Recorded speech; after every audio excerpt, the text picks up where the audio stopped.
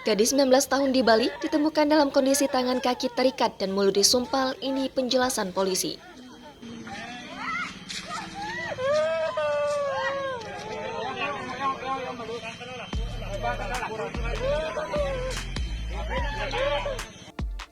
Kepolisian sektor Kediri, Tabanan, Bali merespon kabar adanya gadis 19 tahun yang ditemukan dalam keadaan tangan dan kaki terikat serta mulut disumpal. Korban yang berinisial DAT, warga Kelurahan Pandak Gede, Kecamatan Kediri, diduga diculik 3 orang pria. Kejadian itu dilaporkan pada Sabtu 30 April 2022 sekitar pukul 18.00 waktu Indonesia Tengah di Banjarmangening, Kelurahan Nyidda, Kediri, Tabanan, Bali. Kasusnya kini sudah direspon Polsek Kediri.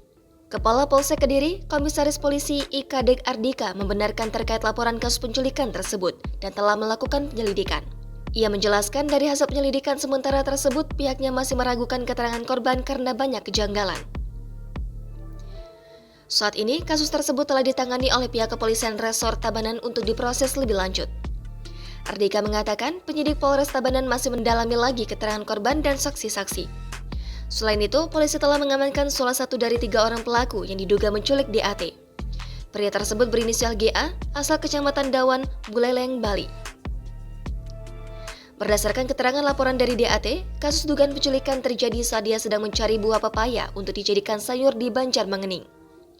Kemudian tiba-tiba datang terduga pelaku GA bersama 2 teman prianya langsung membekap mulut dan menyeret DAT ke mobil. Di dalam mobil, mereka menyumpal mulut DAT dengan sebuah kain putih. Kaki dan tangannya juga diikat menggunakan tali rafia.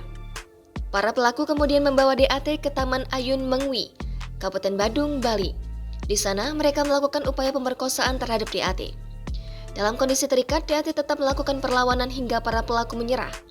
Para pelaku kemudian melepaskan DAT pada Minggu 1 Mei 2022 sekitar pukul 3.00 waktu Indonesia Tengah.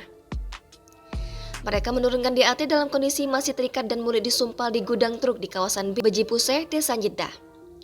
Keberadaan DAT diketahui pertama kali oleh orang desa yang sedang melintas pada Senin 2 Mei 2022 sekitar pukul 13.00 waktu Indonesia Tengah. Dalam kasus ini, DAT mengaku trauma dan mengalami luka memar pada bagian kepala. Jangan lupa subscribe, share, komen, dan like ya!